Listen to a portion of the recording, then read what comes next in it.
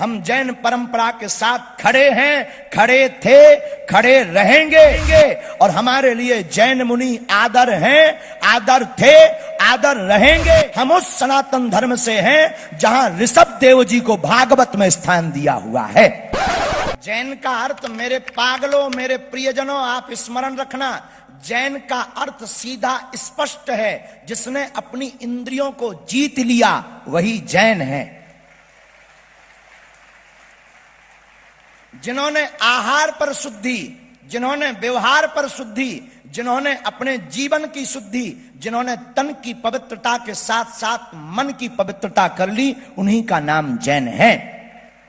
और ये कहते हुए हमें गौरव है कि हम उस भारत के रहने वाले हैं और हम उस परंपरा के रहने वाले हैं और हम उस परंपरा के साथ बैठे हुए हैं जहां पूरी दुनिया में जाने पर जब हमें भोजन की दिक्कत जाती है तो हम भी हवाई जहाज में मुस्कुरा करके कहते हैं कि हमें जैन मील, अगर जैन भोजन मिल जाए तो क्या कहना।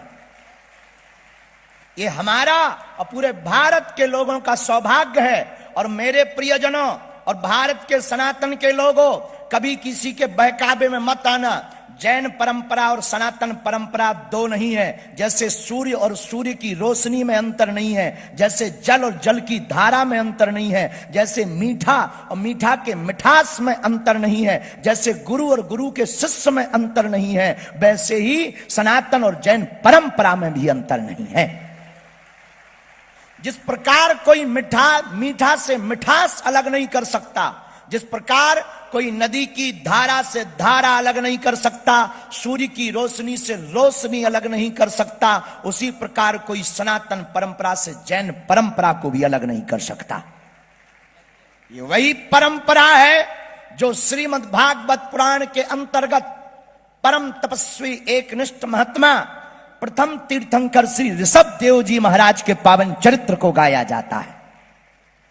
पूज्य श्री ऋषभ देव जी महाराज, जिनके सामने सभी सिद्धियां खड़ी हो गईं, पर धन्य हैं जैन मुनि, धन्य हैं भारत के जैन परंपरा के प्रवर्तक महात्मा। मुनि से महात्मा बनते हैं और महात्मा से वो परमात्मा की यात्रा करते हैं। धन्य हैं जो त्याग करते, वस्त्रों का त्याग नहीं, अपने जीवन की प्रत्येक कामनाओं का त्याग करते हैं। मेरे पागलों, याद रखना, भारत के लोगों, भारत में कच्छा त्यागना तो सस्ता है, इच्छा त्यागना बहुत महंगा है। मेरे प्रियजनों, साधु बनना बहुत सरल है, मुनि बनना बहुत सरल है, पर मुनि बने रहना बहुत कठिन है। मुनि होना बहुत सरल है, वस्त्र त्याज कर लिया, केश लोचन कर लिया, ये हमारा भारत है, ये सनातन की सौंदर्यता है, जहां केश लोचन की परंपरा को हम सब लोग बड़ी श्रद्धा के साथ देखते हैं, दर्शन करते हैं। और मेरे पागलों, जो जैनों के ऊपर, जैन परंपरा के और मुनियों के ऊपर हंसते हैं, उंगली उठाते हैं, कवाड़ियों, निकम्मा, तुम्हें खबर भी है जब तुम मां की कोख से पैदा होते हो तो तब तुम्हारा यही रूप होता है। बहुत से लोग जैन महात्माओं पर उंगली उठाते हैं। तो हमारा एक चेला चंगीलाल, वो हमको मिला, ये क्या पागलपन है, कपड़े त्याग कर समाज में घूम रहे हैं, ऐसे रहने में अच्छा है क्या? हमने कहा, ठटरी के बरे नक कटा आगी के लगे, गलती तूने की। वो कह रहा है ये गलती कर रहे, समाज को नंगा कर रहे। हमने कहा, ठटरी के बरे गलती तू कर रहा है, तू नंगा आया था, तूने कपड़े पहन लिए हैं।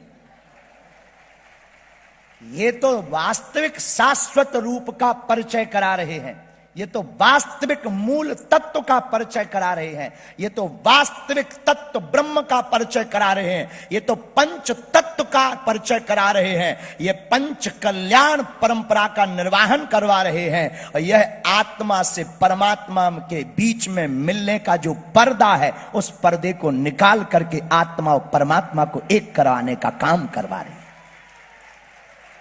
इसलिए मेरे प्रियजनों और मेरे पागलों, हमारी बातें शायद किसी व्यक्ति के हृदय में ठेस पहुंचाए या किसी को बुरा लगे तो हाजमा की गोली खा लेना।